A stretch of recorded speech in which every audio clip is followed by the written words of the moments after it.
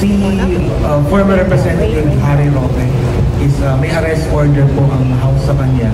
Given ma'am na last time he was gloating on your imprisonment, ano pong message niyo po, ano pong masabi sa kanya?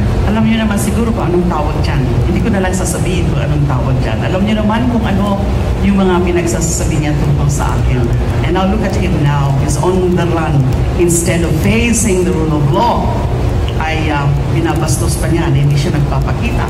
Kahit nga dinismiss na yung kanyang rito of amparo.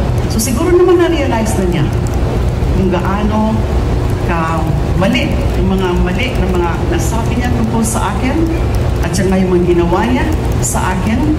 And I think you should realize that. So really, marunong talaga ang Diyos. One more on my end, sir. Will you encourage him to heed the arrest order? Of course, he must. He's a lawyer actually. He's a man of law. He's supposed to be a lawyer. Ako nga, hinarap ko eh. Kahit gawa-gawang mga kaso eh. Hinarap ko yung batas. I respected the rule of law. I went through the whole process even if it was so painful and tedious on my part. So dapat ganun, kung wala kang kasalanan, wala kang tinatago, harapin mo ng buong tapang, hindi yung nagtatapang-tapangan lang siya by means of, sa SOSA, nagla-live feed na lang siya, and then parang iniinsulto pa niya yung ating mga law enforcers.